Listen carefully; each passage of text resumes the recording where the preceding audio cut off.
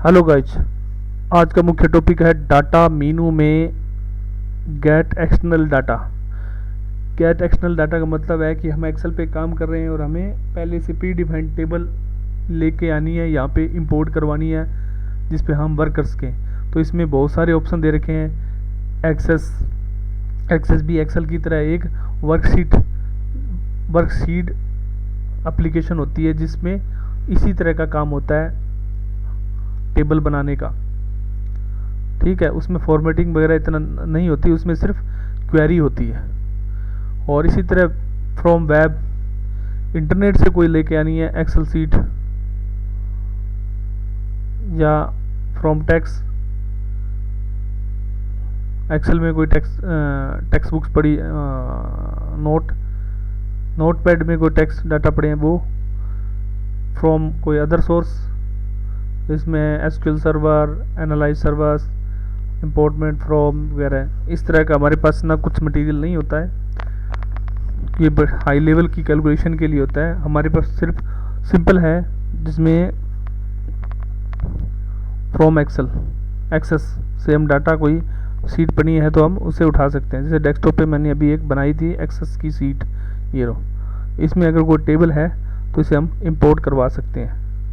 तो उसने कहा टेबल, उसमें टेबल ही बनाई है, वो इंपोर्ट करवा सकते हैं। तो कहाँ इंपोर्ट करवानी है, पहले तो सेल डिफाइन करनी पड़ेगी, सेल A1 पे करवानी है। और एक्सेस, ये डेस्कटॉप पे एक्सेस से हमने यानी किसी और सॉफ्टवेयर से या एप्लीकेशन से किसी टेबल को एक्सेस करवाने का काम। देखो इंपोर्ट डाटा लिखा है ना, तो यहाँ टेबल इंपोर्ट करवा रहे हैं। ये देखो टेबल हमने इंपोर्ट करवा ली, वहाँ यही लिखा हुआ था।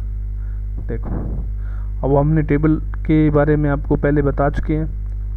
इंसर्ट टेबल के अंदर ये चीज़ें आई थी जिसके अंदर हम टेबल पे क्या डिजाइनिंग कर सकते हैं, वो टेबल का काम है। अभी इस डिज़ाइन मेनू को अभी हम नहीं करेंगे क्योंकि पिछली वीडियो में हम इसके बारे में बता चुके हैं।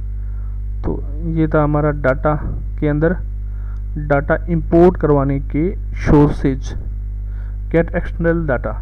तो बाहर का डाटा कैसे कर सकते हैं। अब इसमें हम वेब, नेट नहीं चल रहा इसलिए वेब नहीं कर सकते। फ्रॉम टेक्स्ट के लिए अपने वैसे ही नोटपैड में कोई बना लेते हैं नोटपैड, इसमें ये रहा टेक्स्ट नोटपैड, और इसको ओपन करते हैं बाहर की तरफ। यहाँ लिखते हैं राज वर्मा 7/1998, 88 लिख दो। इबला दीक्षा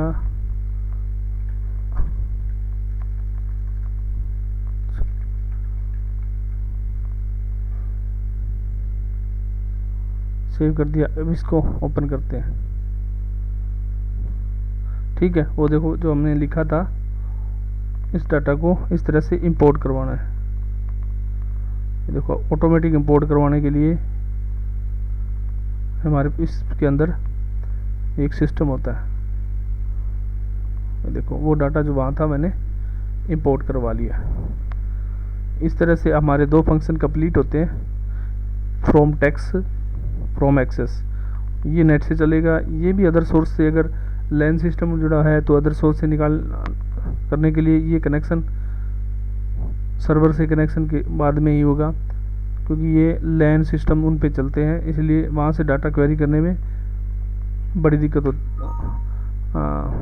डाटा क्वेरी करवाया जाता है बड़ी बड़ी कंपनियों में।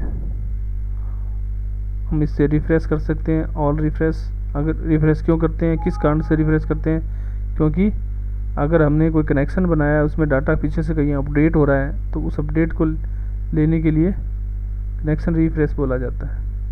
जब मैं रिफ्रेश किया तो ये देखो बार बार डाटा पूछ रहा है इंपोर्ट कहाँ से हो रहा है, तो रिफ्रेश कराने के लिए बोल रहा है। ठीक है, प्रॉपर्टी में बता रहा है ये टेक्स्ट बॉक्स बाइट आप डाटा है और एवरी 60 मिनट में रिफ्रेश होता है।